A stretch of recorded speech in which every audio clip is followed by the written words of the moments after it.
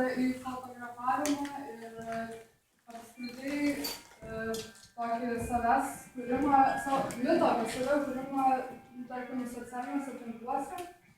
Arba nebūtinai, arba šiaip gyvenime taip auga, progresuoja, pereina į gyvenimą. Jo žmonės pasirenka įvairius vaidmenis ir juos vaidina žūtbūt, kad ir kas benutiktų.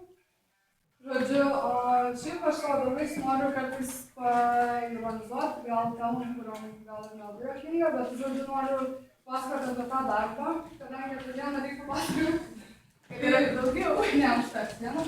Tai, žodžiu, šitą darbą nutapiau, kai perskaičiau 15 minučių tokią istoriją apie merginą iš Ukrainos, kuri labai buvo susižavėjus Putinu ir jį kvietė, kad jis atvyktų į Ukrainą ir ją išgelbėtų ir siuntė jam visokias nuotraukas su nuogybėm ir ten visokiais kačiukais ir, žodžiu, visaip, kaip ten įgundė atvyko.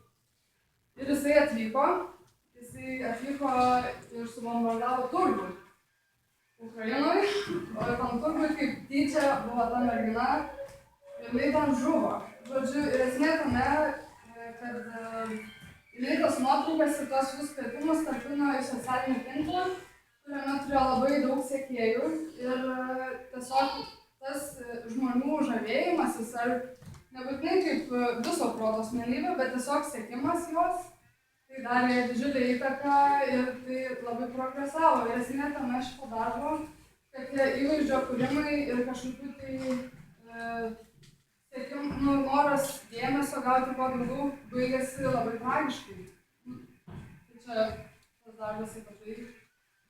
O kiti darbai apie ką, tai gal jūs prieisit ir paklausit asmeniškai, nes jau viskas.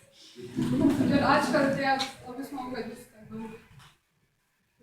Kviečiam pasivaišinti vyno.